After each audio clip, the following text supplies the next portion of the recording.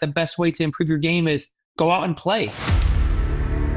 You're an underdog. No one expects anything from you, but you expect the world of yourself. I was never pursuing like getting drafted or trying to play in the major leagues. For me, it was always getting to the next level. It's all going to come back to holding yourself accountable. I don't have room to not be accountable. I have to rely on myself to... So why is it got to be so damn tough?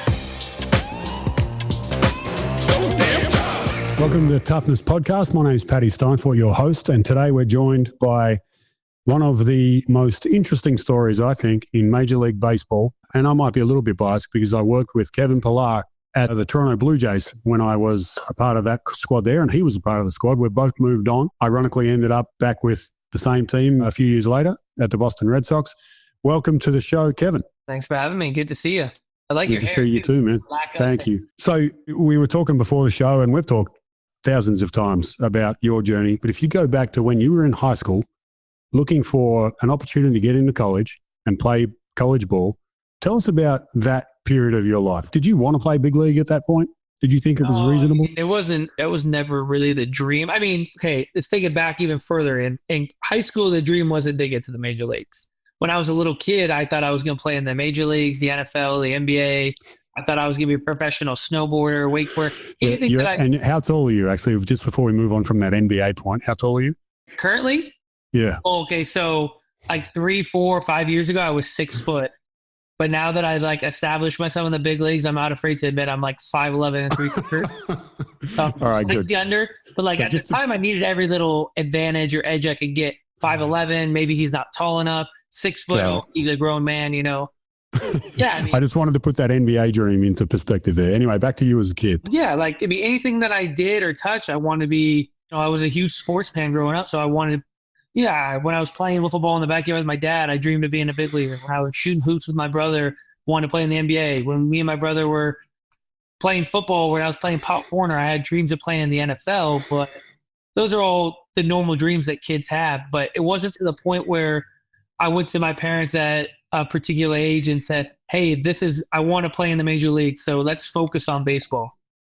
That never happened in my life. I think partially I was in my little gym that I made in my house working out with one of my buddies, and there's a couple other guys that I put a cage in my backyard. So I've been kind of run like a bed and breakfast. I have guys come into the side yard. They like text me, hey, can we come at 8? Yeah, I'm not going to be out there, but go ahead and hit. I'll leave the stuff out there. And we were watching some of the guys walked out, and he's like, oh, yeah, I remember him. He played at University of Arizona. And I started thinking, like, I can't believe I didn't play Division I baseball. Can you believe that? And he's like, yeah, what was the deal, right? And I was like, I think I was good enough. I was the best player on my high school team. I'm from a very competitive area in Southern California with baseball, but I never went to area codes or perfect games, or I didn't play scout ball. I just played all the sports. Even in high school, I played 3 sports. So to me, it was never about – I was never pursuing like getting drafted or trying to play in the major leagues. For me, it was always getting to the next level. So at some point, maybe like my junior year of high school, I made it after my junior year of high school. So going into my senior year, I think I told my parents like, hey, I think I really want to go to college and play baseball. And they're like, that's great. You know, what are you going to do in order to do that? And I'm like, I don't really know. I'm not going to sacrifice playing these other sports right now. It's my senior year. I want to play football. Like, who doesn't? If you're ever playing high school football, it's the best time of your life. And it's my senior year. I want to put those pads on one more time, enjoy the Friday night light. So I wasn't going to sacrifice that. Basketball I love, but like you mentioned, I'm 6 foot. You know, I'm not the most crazy athletic. I wasn't a great shooter. I was a good high school basketball player, and something I still enjoy now, and knew that I could play basketball later on in my life. So that's where the one sacrifice came. I said, I'm not going to play basketball my senior year, and I'm actually going to have an entire fall to like prepare for my senior year, give baseball a full go. And like I said, it was never about getting to the major leagues. It was about just finding an opportunity to go to college somewhere and get my education and play baseball. And you got that. Cal State Dominguez, is that right? Cal State Dominguez Sales, yeah, Division II, but there's more than just the surface level of why I went there. There's a backstory to it too, which makes my journey even a little bit more interesting, a little bit more crazy. So All right, hit me if I haven't heard this. Like my senior year, have a good senior year, whatever. Not really getting a whole lot of offers like I thought I would, for being a really good baseball player. But like I said, I don't think scouts were really like college recruiting wasn't really coming out to games. Maybe there were some pro scouts there, but obviously I don't think anyone saw me as a draft eligible guy. But I was definitely felt like I was good enough to play Division I college baseball. No offers. My family's taking a family trip. Once again, this is how, I don't want to say not committed I was, but just how naive I was back then. There would have been an opportunity probably for me to go play summer ball somewhere, a wood bat league, a scout ball league, area code tryouts, all this sort of things. After graduating as a senior in high school, my family's taking a 2-week vacation to Ireland. We're going to do the whole entire island. We're going to take this bus tour around, stay at different hotels. I'm going, right? Next thing you know, we come back, it's like August. You're supposed to be enrolled in college, know where you're going to go. And I'm like, what the hell am I going to do? Like, no one's called. No schools have called me. My best friend from high school, he's going to this school, Cal State Dominguez Hills, to be a pitcher. Ironically, my head coach in high school took the pitching coach job there at that university. So the college semester starts probably the end of August. And I'm like, what the hell am I going to do? And they're like, why don't you come to Dominguez Hills? I'm like, where's that? They're like, Carson, California. Okay, look it up. It's an hour away from home. I'm like, okay, can I come down and visit the campus?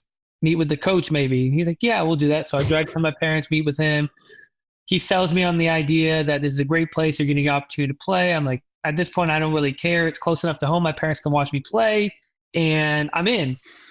Do you have any money for me to go there? No. Okay. So basically I'm a recruited walk-on. That's a favor. So you didn't even have a scholarship to a Division II school? No. So I was a walk-on with kind of as a favor. The coach had never seen me play. So now it's just word of mouth. He's trusting his pitching coach. He's my high school coach. Trust me, this kid can play. He can play. He'll be good here. He'll be a good influence, whatever. And so did you start in the outfield when you got there as a walk-on? Yeah. So I showed up on campus. You do your fall ball there. You're kind of sizing your guys up. There was a returning center fielder at the time, but I had a conversation with the head coach that maybe I was naive to believe. Maybe he was telling the truth. I guess the way my story unfolded, it ended up being the truth. But every coach is going to tell you, hey, you're an incoming freshman. You have every opportunity to win the starting job, even though he's a returning guy. So in my mind, that's all I needed to hear. Whether, like I said, he was telling the truth or that's just what you tell everyone. I was a naive 18-year-old kid, but me being naive was part of the reason that allowed me to get to where I got that year. I really felt like every day was an opportunity for me to go out there and prove myself that I should play as a freshman. I should be the center fielder. And, as fall went along, I was sizing myself up against guys that were older than me, guys that were returning, maybe the guy that was there before me. And, you fast forward to the season, I was opening day center fielder. I think the kid ended up transferring out of that school, going somewhere else. I don't really remember the details of that, but we could fast forward that a little bit. I mean, I become a freshman All-American my first year. And, this is a reminder too. For whatever reason, he had told me too, my coach, that I know this isn't where you didn't want to end up. And I was telling him I didn't want to go to a junior college because I felt like junior colleges were places where you could just go play sports and you try to get drafted. It wasn't necessarily about taking the right courses to get your education. And at this point, I'm still not thinking major leagues. I'm thinking go to college for 4 years, play baseball, get your college degree, and you'll figure it out. You'll figure out what you want to do when you're in college. I going into college, I was like, I'm going to get my business degree. I'm going to go to law school. Don't know where that's going to take me, but that's the path I'm going to go down, right? So my college coach, when I commit there, he says, use this as a JC. If you have a great year and you can go somewhere else, use it as a springboard for you to go to the next level. Like I said, I go out, I play every single day as a freshman All-American. I go play collegiate summer ball in a wood bat league and have a pretty good year. And I'm getting calls from Division I schools like, hey, we're interested in you. Do you think you could come play at some of these schools, right? Yeah, I don't know anything.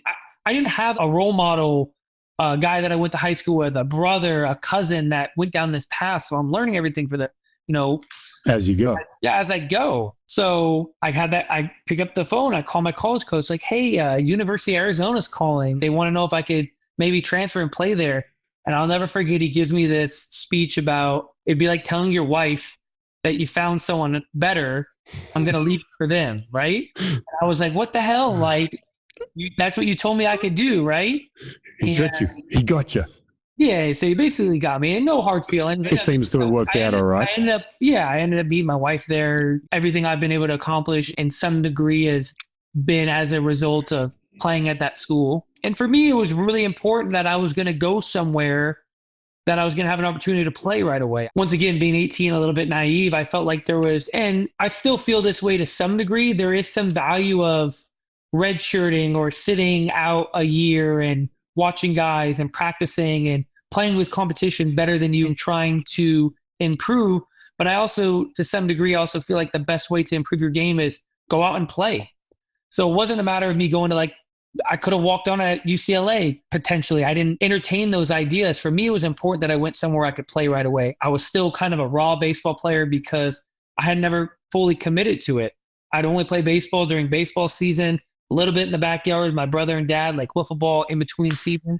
When I was playing Pop Warner football or travel basketball when I was a kid, I wasn't going to the cage on the weekend to take batting practice. It was like I was all in on the sport I was playing. So to some degree, I was still a little bit raw in baseball. So I was finally a full-time baseball player, and I felt like it was important for me to go out there and play every single day, learn what I can do, learn what I'm not very good at, and get in a game setting and play. Yeah. You used the word there a couple of times, naive, right? And it's said probably in a negative context there where like, how stupid was I that I thought this? But let me ask you this. Do you think there's any benefit, like for you having gone from being this kid that no one even wanted to give a Division II scholarship to being where you are now, to what I described as your last season, which was a career best, and you've been in the bigs now for what, 7 years, 8 years? 7 years. Yeah. So you've gone from baseball nothing to baseball something and then some. Does being a little bit naive along the way help in a sense? Like where you don't listen? I think there's this is kind of your department, this is your field, but I feel like there is a synonym for naive that is spun in a little bit more positive light. The word's not coming to mind right now. Optimistic? Yeah, I guess optimistic would be a good word. And even deeper than that, I think it's just a self-belief.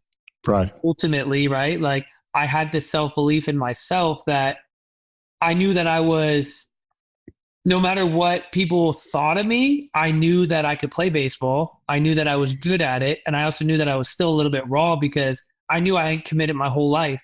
I was playing in Little League with kids that were literally playing baseball year round, hitting lessons, fielding lessons, doing all this. I was still an all-star. I was still probably one of the best all-stars on my team.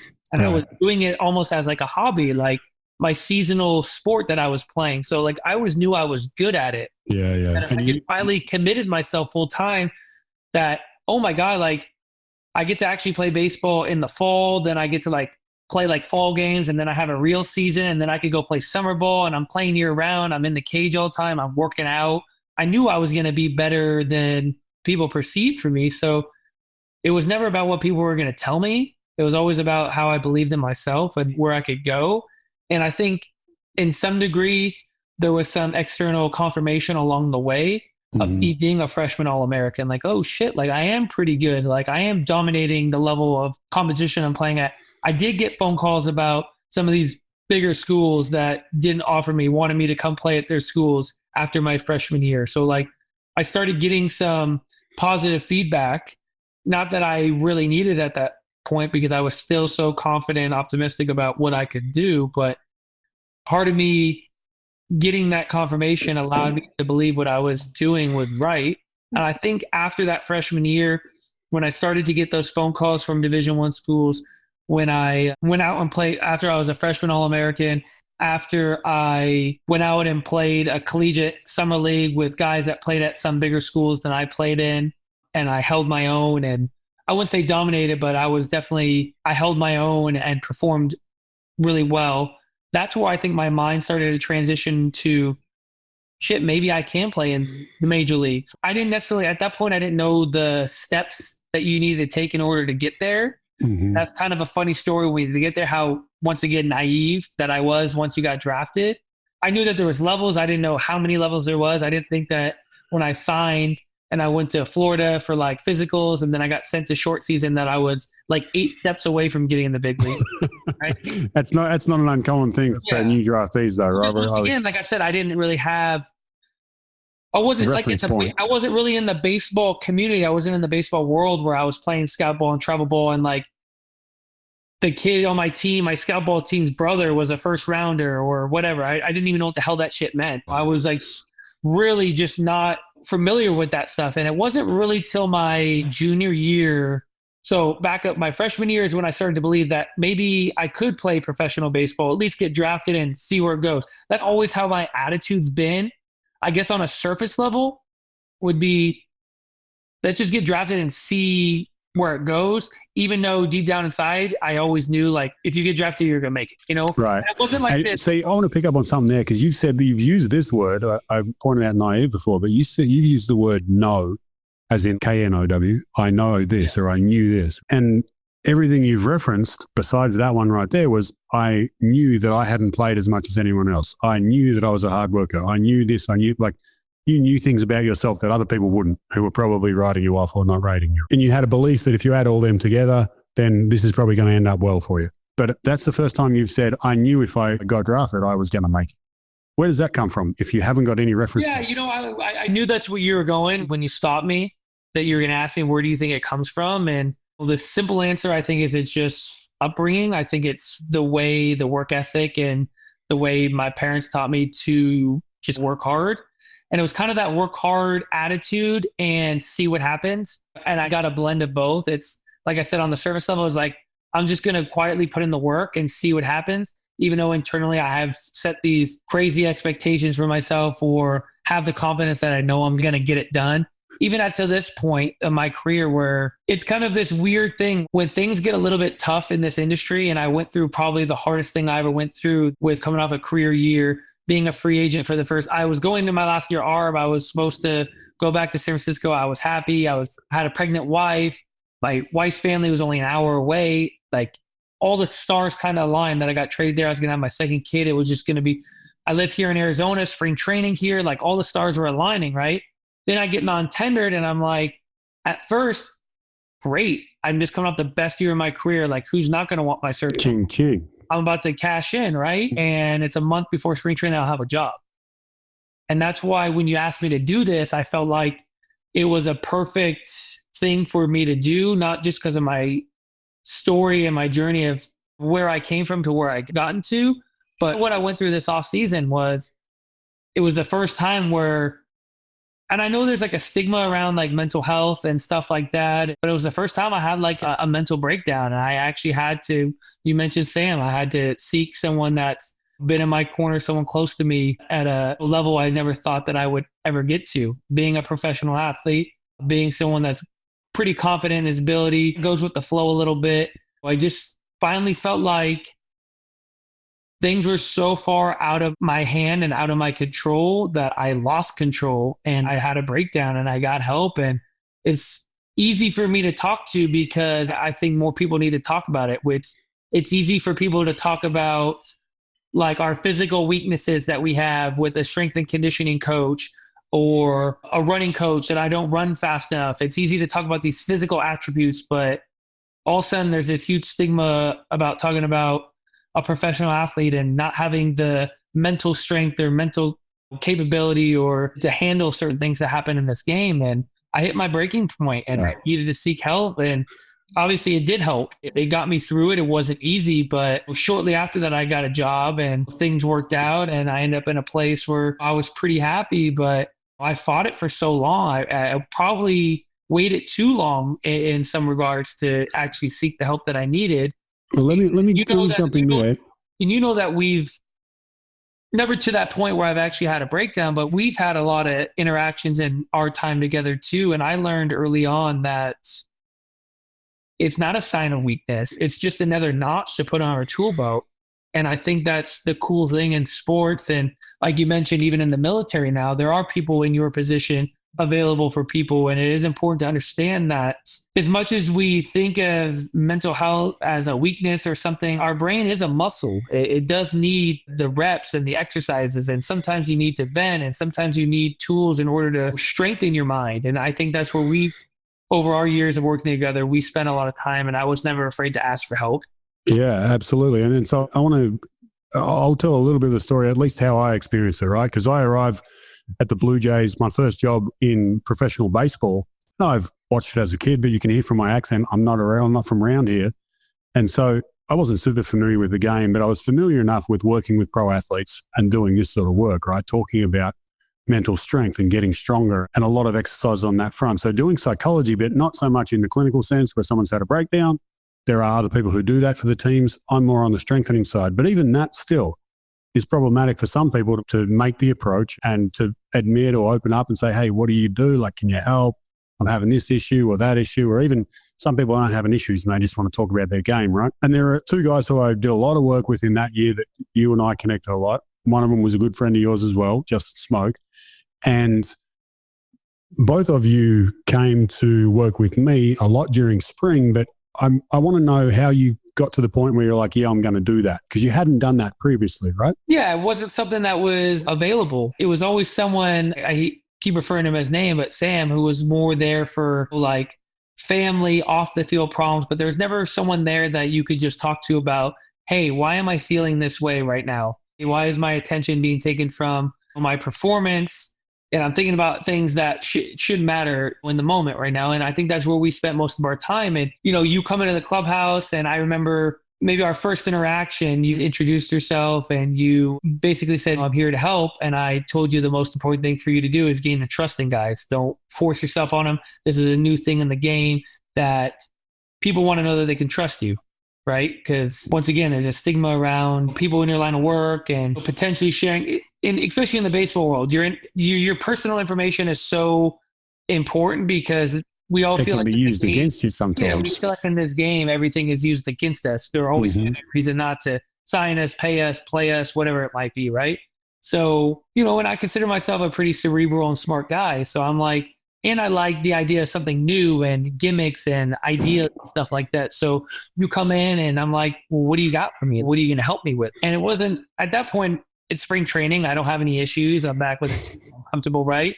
Yeah, bats don't really matter, but it was more about sharpening my focus. It was about training my brain to do certain things. It was about challenging myself every single day, whether I was hitting up the tee or flips or in the cage or in BP, to focus on the things that I want to focus to. Learn how to like visually get my eyes aligned to basically clear the mechanism, how to come back to a spot on my bat, to bring myself back to being centered, how to get myself in the box and understand that when this foot gets in the box, I'm now present in the moment, right? It's a lot of different things that we did. And you fast forward through baseball, and baseball at this level is so much about the ability to flush, rinse, forget, move on, not get caught up in statistics, not get caught up in an at-bat, not get caught up in a back call, being able to just bring yourself back to the very present moment, work on the task at hand, and try to do it to the best of your ability. And I think that's a lot of things that we talked about, we worked on a lot. And for me, it was just something new. I wasn't afraid to try. I'm confident in my own skin. You would admit when I'm wrong, or I'm not afraid to voice my opinion when I'm opinionated about something. So for me, seeking help never was something I was concerned about, because I'm confident in my ability. And I always saw it as another notch to put on my tool belt. If I'm not as physically talented as the next person next to me, how am I going to be able to compete? And I've been able to do it thus far by outworking and outcompeting and playing harder. And for a lack of better terms, when shit's on the line, just lay your sack out there and just let's get it done, That's Yeah. how I've made my career. Is like, there's been times in my career when I haven't had the mental strength to like, I need to be here present in the moment and flush and forget. Like, I've used some of that negative stuff in my career, or like an over 17 where I'll just walk in the box, basically be like, fuck it, you got to get a hit. I don't care how you do it. Just get it done. And I've been able to will myself to stuff. So for me, I got to a point where that sort of mindset and that sort of attitude and doing that every single day is a really hard thing to carry out over through 162 games a year, being an everyday player. where could I just simplify things a little bit and say, who gives a shit about my last 15 at bats? Let's worry about today's at bat, not my next at bat, but this at bat right now. Let's be able to get my brain from thinking about it. What if he throws a slider, or what if I go for 16 to, it's your first at bat of the day, just focus on the task at hand and really just how to simplify things, like not see things so black and white. I've learned over the course of my career to judge at bats, not necessarily by the result of did I hit the ball hard, or did I get a hit, or did I get out, but was I friggin' present in the box? Right. Did I look there with a clear mind? Did I have a plan? And these are things that we all spend a lot of time working on. For sure. And there were times like that we would need to reach out and you would catch yourself. You mentioned that you were very honest. And it was one of the things that really helped was when you weren't present, when you had a bad day, you were okay to say, I had a bad day. And then we could refocus and say, okay, what are we doing tomorrow to make sure that doesn't happen again? Let me ask you this about, I'll circle back to that in a second, but you mentioned the work that we did and the fact that you were able to get more present and that you got better at it. Your first half of that year was significantly better than stuff that you'd had in the previous few years. You were flying. And then you fast forward to last year where you've had a great career season. Like a lot of the stuff that we work on and that you and I end up talking about, and some of the basic tools are things that they don't really go away. Like you can strength train, and it's been a minute since I've been in the gym. I did a lot of it when I was a young man, but none of it's left there now. But this sort of stuff, if you learn it, would you say that some of it has stuck with you the whole way through? And also, does it start to impact other areas of your life? For sure. It definitely impacts other areas of my life. And once again, I think this whole idea of when we're talking about the brain and mental health and stuff like that, the best way to compare it is to what you mentioned. The strength that you would gain in the gym is you either going to continue to work out and strengthen it, or at least maintain it. Or if you put it to a side for a while, you're going to lose all that strength. So it's just something I've just carried on throughout my career. And it might not necessarily be me and you interacting every single day, but it's me taking a lot of the stuff and applying it to my work. Even when I'm hitting in the cage here, like, okay, I took 2 bat swings, step out of the box, get your eyes off of something, come back to the moment, step in the box, be present in the moment, focus on what you need to focus on. What part of the ball am I looking at? Challenge yourself to see the inside part of the ball, judge it between 1 and 10. How well do you see it? And then that's it.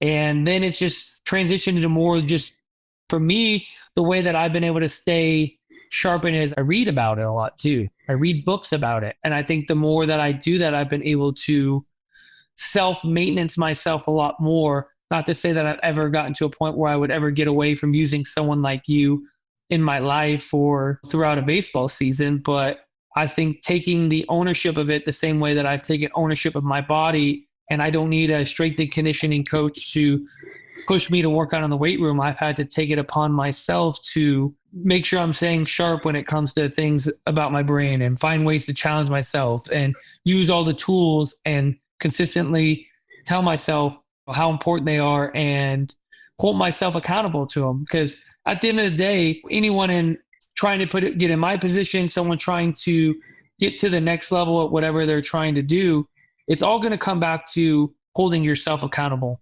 It's great to have my strength and conditioning coach, or it's great to have you hold me accountable for things I want to do, but we're grown men, we're grown-ups. At the end of the day, you got to hold yourself accountable. There's not going to be someone to hold your hand every step of the way. I've learned to not use you as, a crutch.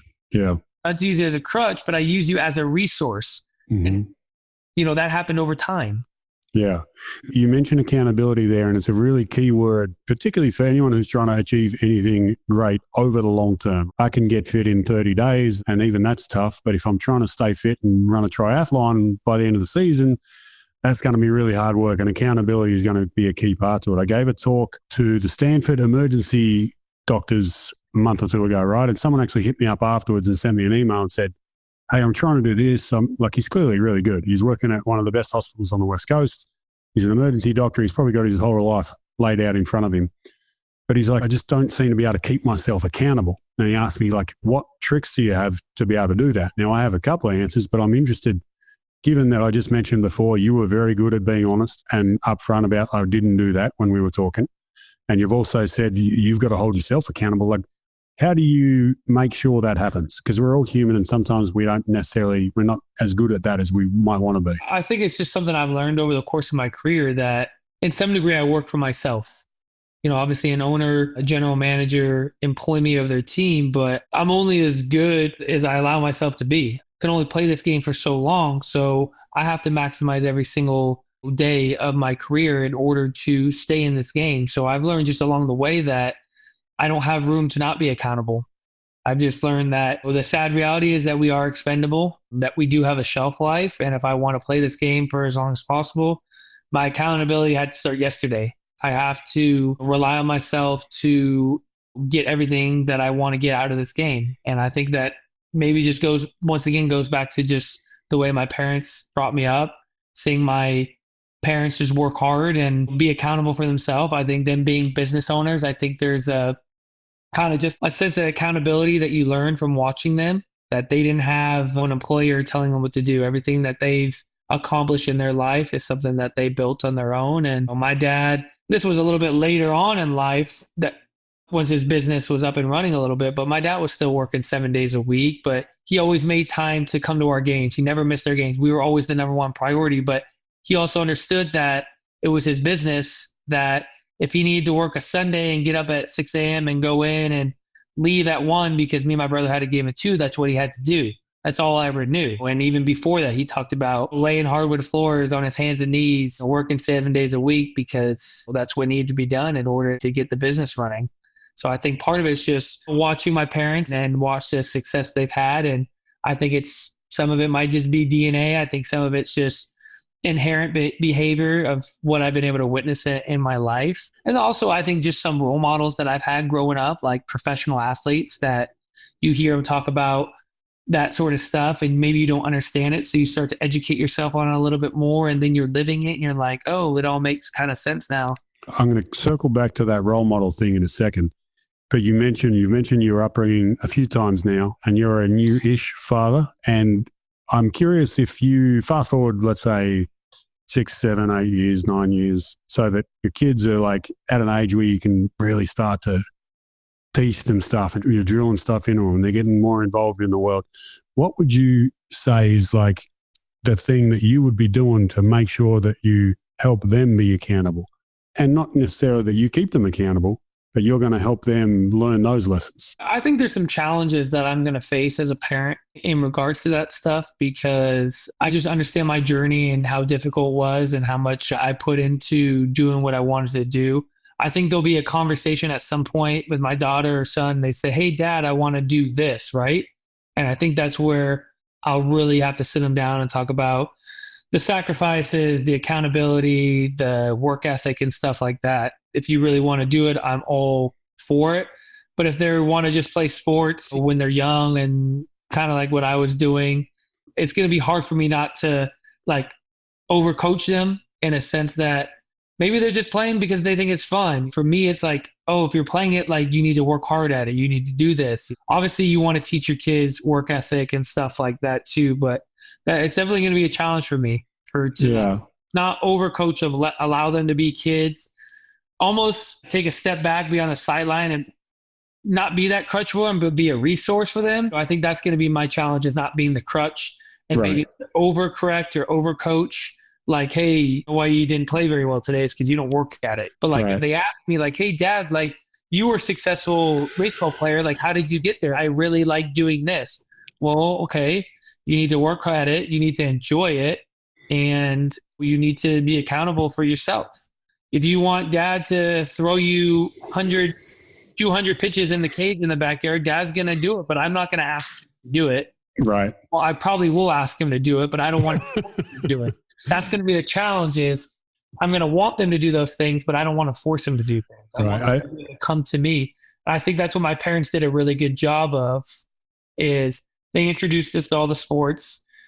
I don't think anyone really actually remembers like being a kid and like having those conversations with my parents. I think they put you in sports when you're young. Obviously we liked them, but I don't remember like asking my mom and dad to be like, let's play football or let's play baseball. Let's do this. It was just like, I was playing one thing every like season and I think at some point I probably would have said like, hey, I'm not enjoying this if I wasn't doing it. Mm-hmm. But I just kept doing it. I played soccer, I played basketball, I played football, I played baseball. And it was like just like this year round thing. We'd go to the lake and I had wakeboard and ski and snowboard and all this stuff.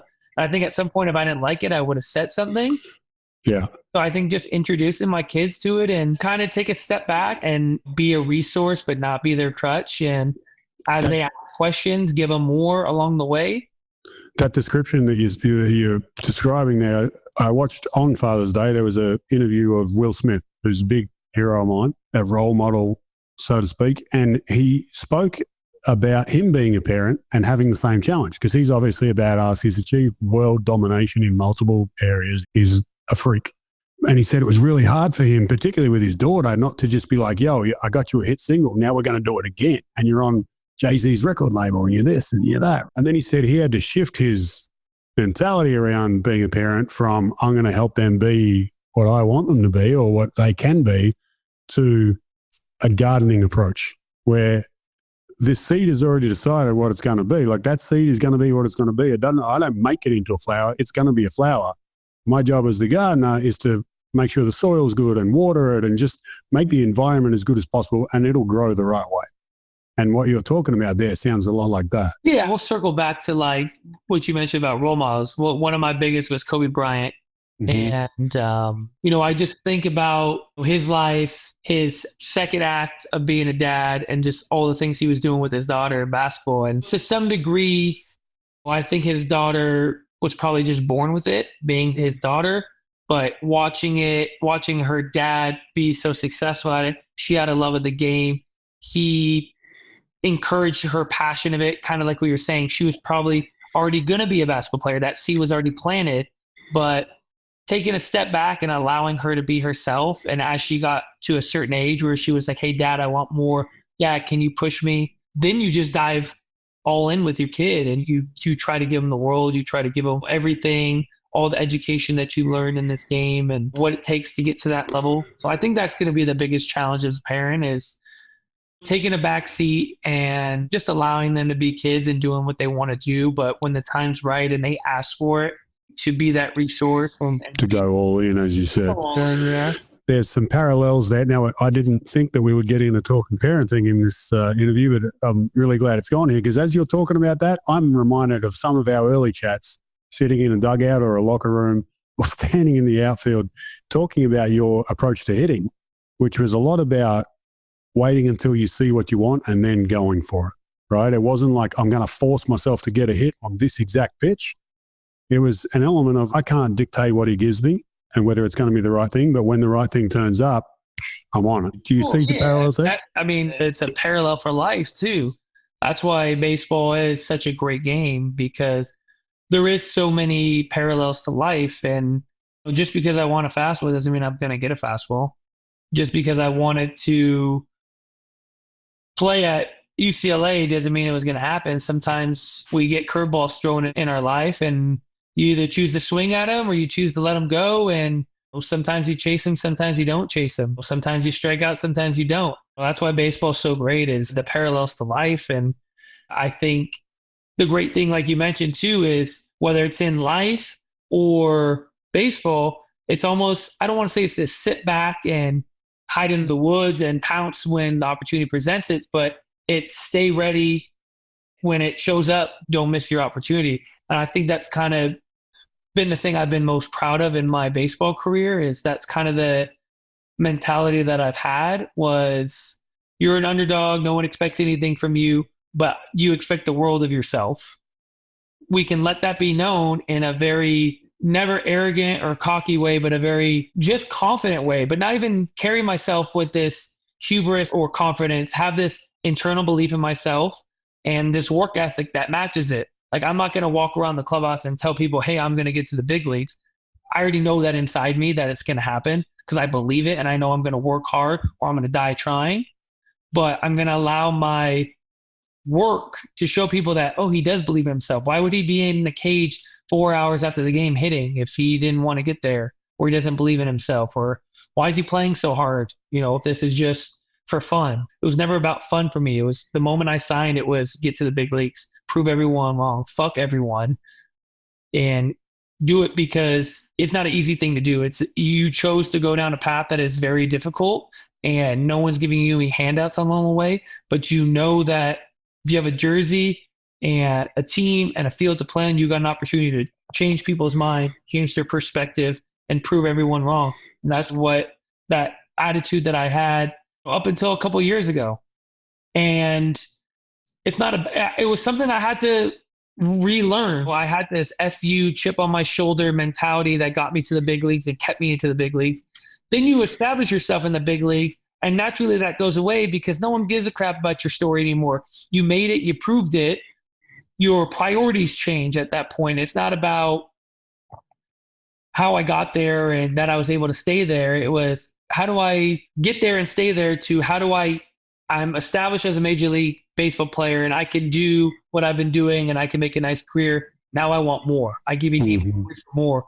I didn't want to just be an everyday starting center fielder for the Toronto Blue Jays. I wanted to be an all-star. I wanted to be a Gold Glove winner. I wanted to be the face of a franchise. And those are all things that never happened, but it doesn't mean I'm not going to stop trying to do them. Right. And you mentioned a second ago that you chose to do something difficult, right? Which was just to even make it there in the first place and to stay there.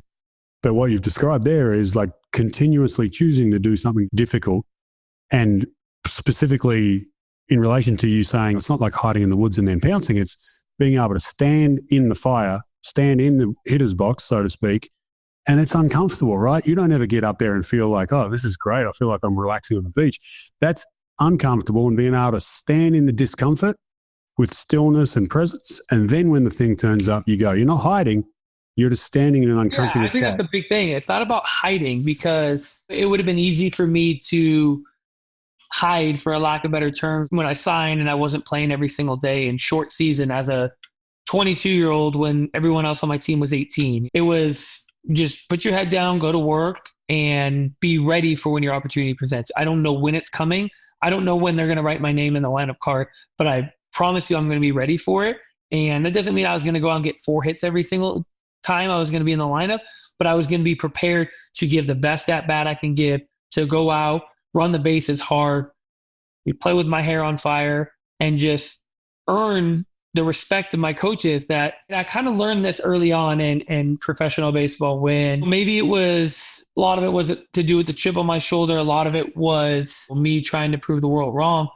But I also understood that I was playing with a lot of younger guys, some of these guys that signed for a lot of money, and they showed up to the park, do it with certain attitudes, or they just didn't have this respect for authority. Or I think organizations and coaches are smart enough to understand people that they can rely on. And it's not me kissing ass. It was a guy who's going to show up on time. If there was a dress code, I was going to follow the dress code. A guy that was going to get his work in. A guy that wasn't going to have to be told to go shag fly balls during PP. I think over the course of time, that sort of stuff just gave me a leg up where, oh, let's write a lineup card. Oh, I don't know what I'm going to get from Jimmy. I don't know what I'm going to get from Tommy. But, if we put Kevin in there, at the very least, we know he's going to give us good at-bats. He's going to play hard. Right. So that kind of just opened the opportunity for me to get more at-bats, more playing time, and then really just showcase my talent.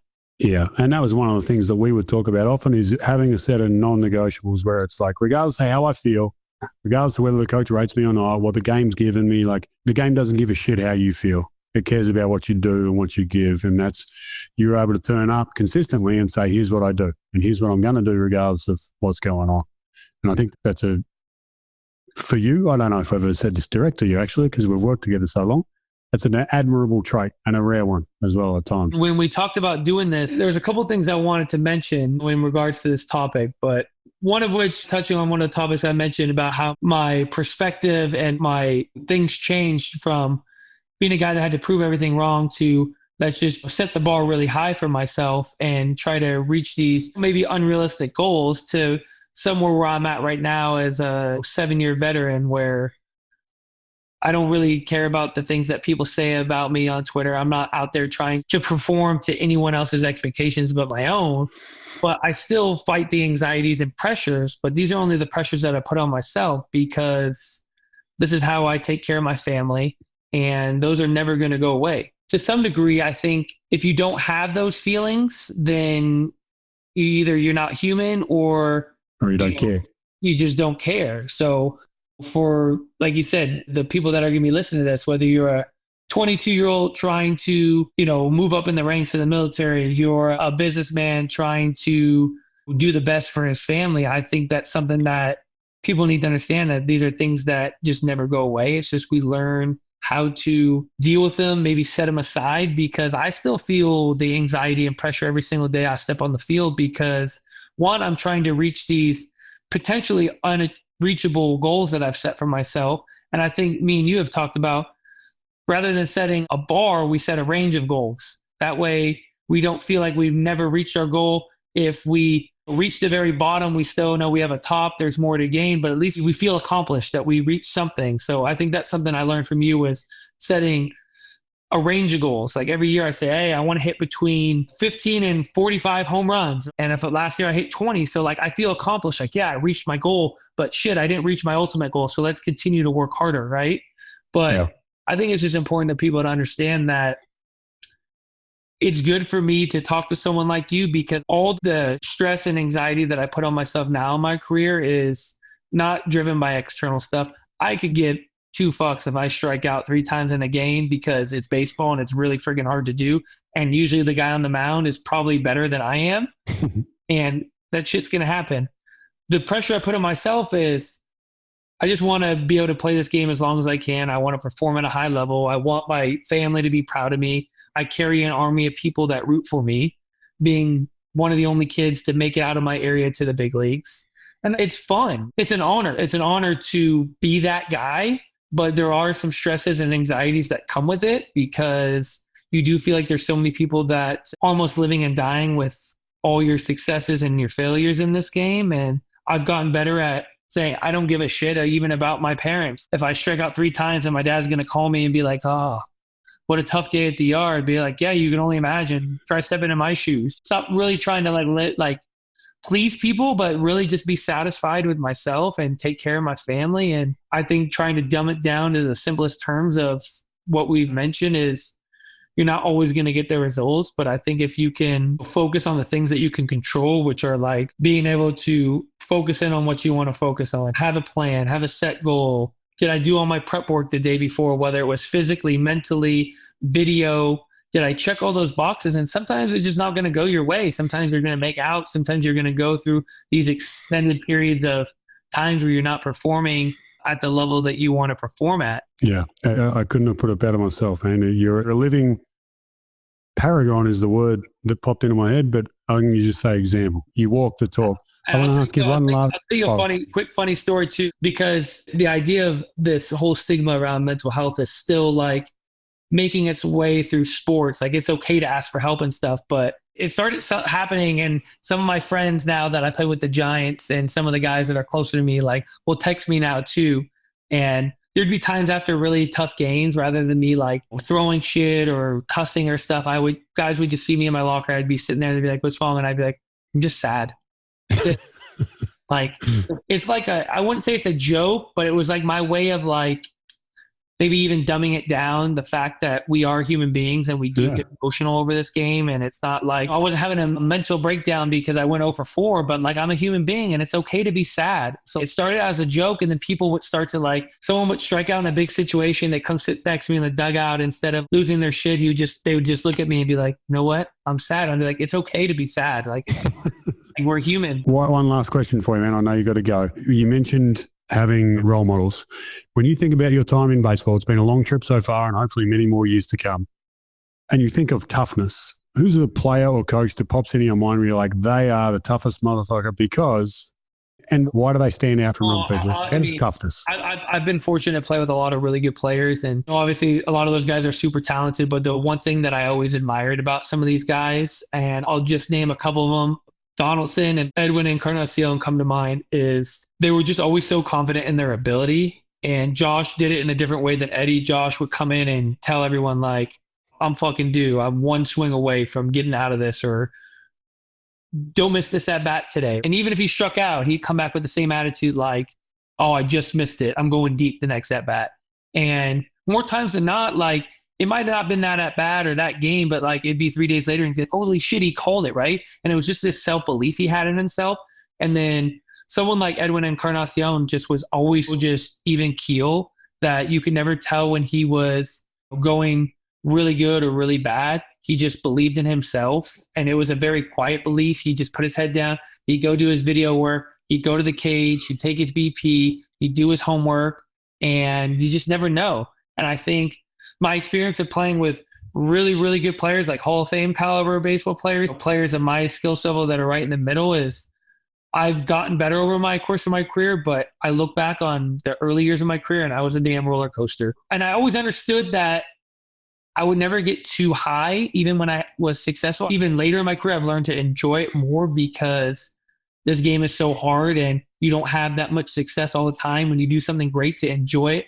People would always be like, oh, you rolled that homer and you're stoic. I'm like, why? I expect to do it. That's my job. I always felt like I'm just doing my job. I'm just doing my job. Later in my career, I've learned to enjoy it because I'm not going to be able to do it forever. But I never got too high because I always felt like baseball had a way of humbling you really quick.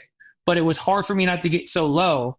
I would go 0 for a series and I'd be walking home and I'd be like, am I ever going to get a fucking hit? I'm going to quit. I fucking hate baseball. And my wife's talking me off the edge. Let's pack my shit up and go home. I stink. I've gotten better at that. But I've learned over the course of watching the really good guys in their career is nothing phases them. They're just, whether you're very openly confident like a Donaldson or you're a very quiet, confident person like Edwin Encarnacion, the reason they're so good is they're just so damn confident in themselves, and they understand that baseball is so cynical. There's ups and downs that you just got to kind of ride the wave. And I've just Ride the wave. learned the course of my career to just enjoy, like not get overconfident and swing my shirt around my head when I hit a walk-off homer or do something great, but like just really sit back and just be happy. I had some really good moments last year with San Francisco, and it was my first time in my life I had to drive home. And I would drive home 30 minutes and I'd talk to my family and some friends and stuff. And there'd be a lot of times I'd just sit there in my car, whether I had a really bad game, and I'd be like, you know what? It's okay. I'm going to get them tomorrow. And there'd be times where I'd get out on the highway and there'd be no one on there and I'd be hitting my horn like, fuck yeah, that was awesome. That was so much fun today. But then you wake up in the morning and you just have to have this, and I kind of Kobe, that Mamba mentality, like enjoy it, but then tomorrow's a new day. Tomorrow's a mystery. You don't know what's going to happen. Like just turn the page. And it's good to ride the momentum of something good into the field, but don't let it get bigger than yourself or allow you to think that just because I was successful yesterday, I'm going to be successful tomorrow. But that's equally as important as when you're not going well to not, drag your head into the field. Like I stunk yesterday. Does it mean I'm going to stink today? No, like it was one day. It was 5 at-bats, 4 at-bats. Like you have to believe in yourself regardless of the highs or lows of this game. And it's like the parallel to life too. For sure. You said ride the wave, and there's a saying that I often use with guys that you can't stop the waves, but you can learn how to surf. Yeah. And then that means like when things are good, you can be up there, and when they're not and you're down in the bottom, you just got to paddle and you'll get another wave soon enough. I love it. All right, man. Well, enjoy that time with your family, and I'll see you up in Fenway. All right. See you soon. Appreciate it. All right, brother.